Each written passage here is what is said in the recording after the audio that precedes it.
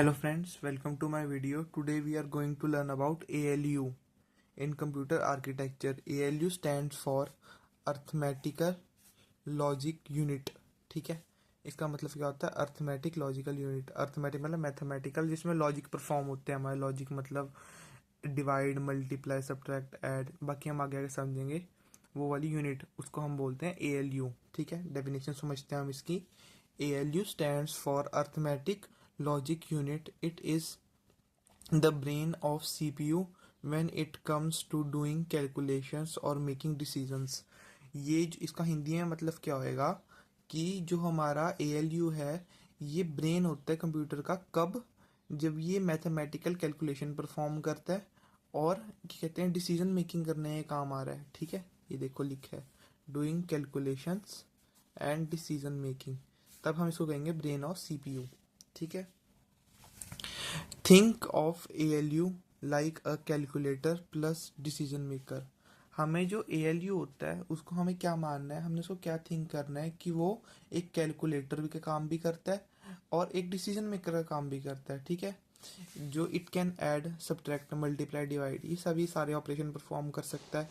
It can also compare it can also compare numbers, मतलब ये आपस में मल्टीपल नंबर को कंपेयर कर सकता है, कौन सा छोटा है कौन सा बड़ा है, ये सब कुछ कंपेयर कर सकता है। And do logical like logics to perform कर सकता है। एंड और नॉट, ट्रू और फॉल्स चेक कर सकता है। ठीक है, इसके बाद हमारा आएगा अब what does ALU do. ALU क्या करता है? ठीक है, अब हम समझते हैं। ALU जो होता है हमारे 3 ऑपरेशन परफॉर्म करता है। ठीक है, सबसे पहले होता है अर्थमेटिक ऑपरेशन, सेकंड है हमारा लॉजिक ऑपरेशन, थर्ड है हमारा कंपैरिजन। अर्थमेटिक ऑपरेशन में क्या आएगा? Simple, add, subtract, multiply, divide. ठीक है, एग्जांपल क्या है? 5 + 3 = 8। सिंपल एग्जांपल है इसका अर्थमेटिक ऑपरेशन। अब लॉजिकल ऑपरेशन में क्या आएगा? एंड और नॉट, ये 3 होते हैं मेन। एंड में क्या होता है? True only if both inputs are true, मतलब जब हमारे ये तब ट्रू हमारा देगा रिजल्ट जब हमारे दोनों इनपुट ट्रू होंगे।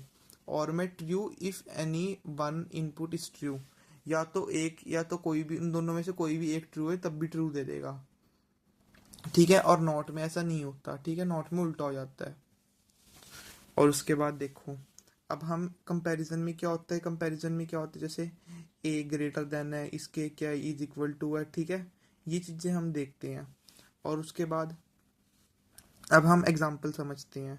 एग्जाम्पल क्या है हमारे पास कि जैसे हमने 2 नंबर लिए, A5 लिया और B3 लिया।